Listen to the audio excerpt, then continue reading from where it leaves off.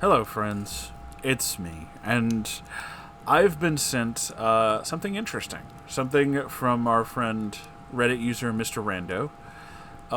This is just called a Quora answer that does a great job at addressing a word I don't think I'm allowed to say on YouTube anymore. Let's just say it's our very angry virgin friends that start with an I, if you catch my meaning. Thanks, YouTube, by the way, for doing that. That's super cool. Yeah. Anyway, let's read this, and then we'll go over our own thoughts. Hey, you. Yeah, you listening to this. You like to read things, don't you? Of course you do. You listen to this channel, which is all about reading. Well, it's actually about listening to things, but you know what I mean. If you want to read things, as in any kind of book, all the books, at the same time, not at the same time. That would be weird. You can do that by going to this wonderful sponsor. Who is this wonderful sponsor who has all of the books you could ever want and more? Well, it's bookshop.org. Yes, indeed. They sell every kind of book you could want. They have all of them. I don't have a specific example, but bookshop.org is a fantastic resource to get all of the kind of books that you are looking for, and you don't have to deal with Amazon, which is a plus. Bookshop.org connects independent booksellers from all over the world. It allows you to buy from people who actually would benefit, rather than some stupid faceless corporation that likes to build rocket ships that kind of look like dicks. You know the one. Also, every purchase from bookshop.org helps support independent bookstores. That's right. Every time you buy something you want, and don't have to give your money to some dingbat on the internet, you know the one, you get to help out independent bookstores. You are helping people while getting what you want. It's hard to say no to that. And if you really want to do that, find out some weird stuff that your favorite space uncle might be reading right now, which is a nice way of saying, yes, I am. You can do that by going to my affiliate link, which is bookshop.org/shop/Moonhorse. Everything on that list are books that I've read or will be reading, and might be coming up in some stuff that maybe you ought to know about. Maybe you ought to check those out. Either way, check it out. Bookshop.org/shop/Moonhorse. Go there. Find something to read, why don't you? Make your life better. The post says, I'm a man in my 30s, and I'm frustrated and depressed due to involuntary celibacy and being starved of sex throughout my life. How can I deal with this? So there is a reply, and we're going to read that reply. I don't know who wrote this. This is all anonymous, so just, here we go. Accept the fact that sex with another human being is a privilege, and remind yourself that many people live happy and fulfilling lives without sexual intimacy.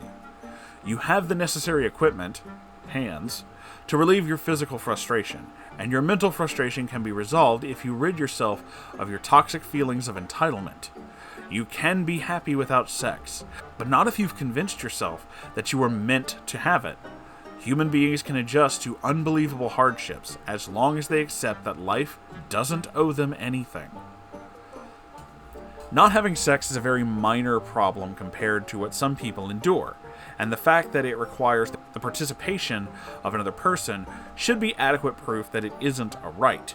Yet, by identifying as, quote, involuntarily celibate, you've chosen to align yourself with a group of men who view access to sex as a human right.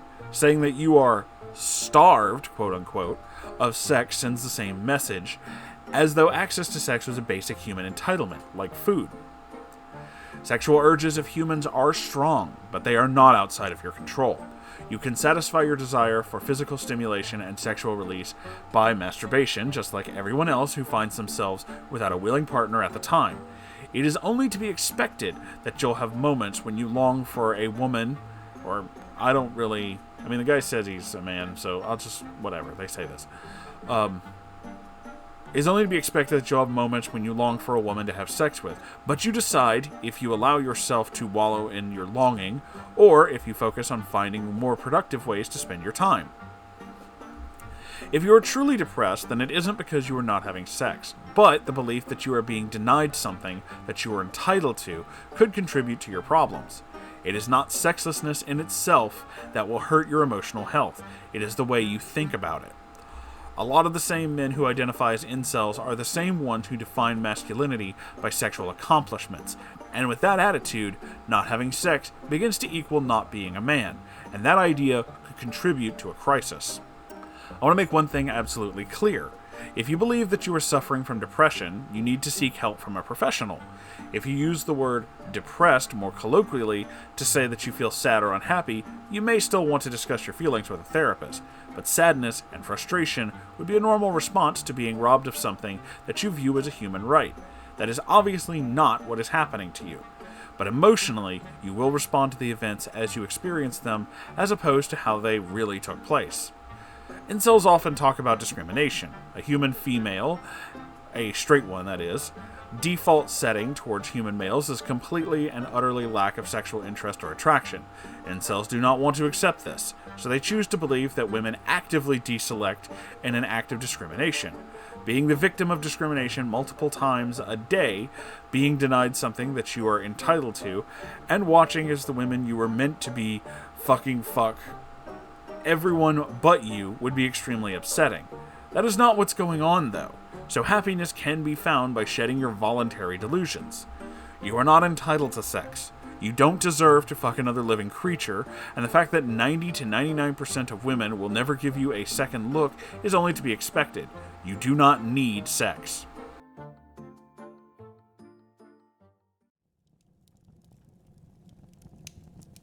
So, this is an interesting response, and this is a whole interesting thing. Like, first off, the whole incel thing in and of itself is quite a conundrum. It's quite a ball of wax, if you will. Now, I'm going to try and go through this, piece by piece and give you my opinion. A lot of it I agree with. A lot of it I very much agree with. There are certain things that I kind of differ on, but we'll go over that. The whole first part, you can handle yourself, you don't need another person. The fact that you feel that you must have another person is a sense of entitlement. And, yeah, there is a desire to have a partner. I get that. Some people do that. Some people really want to have a partner, not just physically, for sexual release, but for like a whole relationship thing. And I get that. That is a thing. It's a desire. It is not a necessity, as this person points out. Yes, you can have these desires, and they can be incredibly strong, but that does not mean it is an absolute necessity, and you will not, immediately perish without it. That is placing a sense of entitlement way too much on the personage of another person. So, yeah, that's not okay. Not having sex is a very minor problem compared to what some people endure. Yes, that's true. And the fact that it requires the participation of another person should be adequate proof that it isn't a right. Also true. It is not a right to have access to these things. It is, an interpersonal relationship, a privilege born of knowing another person and feeling the same way that they do, and thus intimacy can come from that. There's a little bit of a thing here that I kind of have an issue with, but I see where this person's going with, their reasoning and their explanation, so I'm not mad or saying that they're, awful or anything like that. I don't really like when people use the argument that, what you're going through is minor compared to what someone else is going through. That, that kind of invalidates someone else's feelings. Now, the incel mindset is very much set on this idea of you are owed something in a lot of cases. This is not true, obviously, but to completely discredit somebody's feelings as other people have gone through worse, and yeah, that doesn't really mean anything, though. That's kind of a, other people have gone through worse, and it's yes, but then you're just on a sliding scale of, but who has it worse? That doesn't end. The main point here is the point of, it is not something you have a right to. You pushing this idea of, I'm involuntarily celibate, as if other people are trying to take it away from you, is wrong. That is very much incorrect. That is the idea of, like, you believe you're owed something. You're not. You really aren't. That's just not how that works. But I don't really like the idea of, other people have things worse. I'm like, well, yeah, of course they do, but that doesn't invalidate someone else's feelings. I am someone who has gone through and still kind of deals with depression. Are there people who have it worse than me? Yeah, most likely. But that doesn't invalidate the fact that I still have it. So I really don't like that argument, but I get what they're going for, so I'm not, like, mad at them or anything like that. There's a lot of mentality that kind of echo chambers in the whole incel mentality of, like, you need to obsess over this desire for some sort of, like, sex in any way. You've got to have it, because otherwise it's, you're not like a man, you're not a real person, and specifically like that. They started attaching personage and masculinity specifically to whether or not you are or are not having the sex. That's incorrect. You do not become less of a person or less of whatever your identified gender is simply because you're not physically intimate with another person. That doesn't really work that way. The best way to really put this into perspective, because a lot of them do this whole thing, is like, well, you're not really a man if you're not doing it. It's like, okay, but is your gender somehow shrinking? Is it vanishing? Are you becoming some sort of, like, completely agendered being? You have absolutely no reproductive capabilities at all. Because that's not how that works. There are people who identify as non-binary, and that is, who they are, that is their life, that is their thing, but they didn't magically become that way because of a lack of sexual intimacy with other people. That's not how that works. Their identity as non-binary is a choice understanding of themselves. It's not something as if, the way these people are wording it, as if it was thrust upon them. Like, no, that's not how that works. You're always going to be, who you are. That just because you didn't do the sex doesn't mean that you somehow changed. No. So, yeah, this idea of deeply focusing on this particular thing is the reason why you're having so many circular problems with this logic. This idea that you are not a person or not a man or not any of the things you want to identify as because you didn't have sex with another person. No. You really do need to kind of, like, as we make jokes about, like, go outside, touch grass, get a hobby, it's also kind of true. You're focusing on this a lot. You're hyperfixating, and it's this hyperfixation and this desire for complete control over this that is not helping you. People in a lot of these incel communities like to say completely negative things about people who have gender identities that are not, specifically straight guys, because, they don't like the females and things like that. But you never really hear about other people doing this. You never hear about anyone, who's like non-binary or genderqueer or any of these things who don't do this. They don't fixate on this and then, like, oh, but you're not this if you don't do this. Like, it's only these people. It's only this group. Which, in and of itself, it kind of says, like, you're still choosing this, even though you're claiming you don't. You don't have to act this way. You're choosing to act this way. There's a difference. And the next part about understanding depression, if you're truly depressed, and it isn't because you're not having sex, but the belief that you could be denied something that you are entitled to can contribute to your problems. Yes, there is a lot of talk in this post about how I'm depressed because I can't do this. And it's like, well, no, that's not really how depression works. And I'm not trying to specifically gatekeep your feelings. It's not how depression works. I've lived with it long enough to know that depression a lot of times makes no logical sense. Sometimes it just happens and then you feel really bad. Sometimes you feel really anxious about things that you literally have no control over and don't make any sense. Sometimes you feel sad about things that happened fucking years ago, but, don't matter in the long scheme. Like, they don't even matter now. You're upset about something that is so, inconsequential and means nothing, but it's still there and it still, like, sticks with you and causes problems.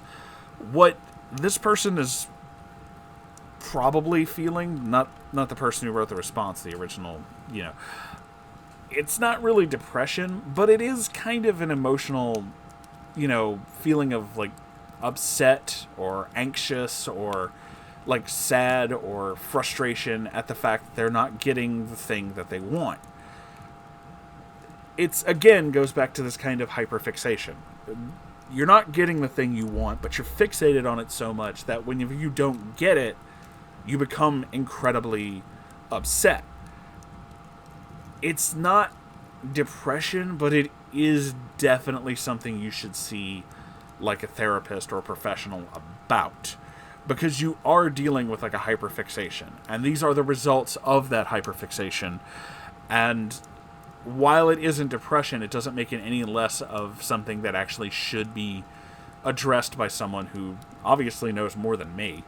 So, yeah, I'm not saying that you're specifically depressed or saying, like, oh, well, you can't be. It's like, no, you could. You could still be dealing with stuff like that, but it's the result of this fixation. It's the result of these things playing into your emotions and then fucking with your emotions really badly. And the kind of people that you're around, especially in incel groups like this, can cause that fixation and that sadness and that anger and all this other stuff to grow.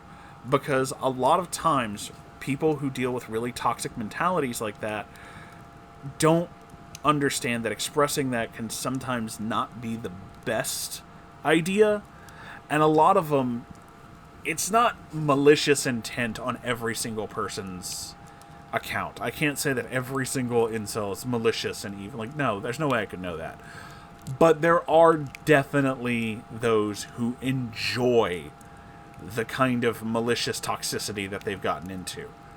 They like this mindset of being able to hate the other. Really, that's what it is. It's just this desire to hate the other. If it wasn't the females, it would be something else. It's why they have so many others. They have the Chads, they have the Betas, they have all these different, classifications of people, but it's always the other. You're not like us, you're one of them. So it's always this desire to hate the other. And that's really not good for your mental health, because you spend all your time hating the other without understanding, the world around you. You focus on it super, super heavily. That's the other part. Because there are definitely groups in our own societies where we're like, we're not a fan of those people. But we don't fixate on those people. And that's the difference. It's the fixation and the hatred of the other that makes you, like, really not healthy with this. It's super unhealthy mentally, and it really fucks with you. And this next part, if you believe that you are suffering from depression, yes, you actually should. I just said that. You should see a professional. Don't specifically listen to every piece of advice you get from forums, any of them, or chat rooms, or even specifically from me. I'm just some guy on the internet. You actually should talk to a professional. I am not a professional, but if you're going to take away anything from this, just do talk to a professional. Like, here's one of the things that I actually do kind of have a pushback against when it comes to this person's reply. Quoting again, incels often talk about discrimination. A human female's, a straight one that is, default setting towards human males is a complete and utter lack of sexual interest or attraction. Incels do not want to accept this, so they choose to believe that women actively deselect in an act of discrimination. Okay, I'm gonna kind of argue with you on that one. I don't believe that, especially kind of this whole 99% of women will never give you a second look is only to be expected, which is in the last paragraph. I don't believe that. I don't believe that most women, as in like damn near all of them, have no attraction or interest especially if you're, okay, we're just talking about straight women.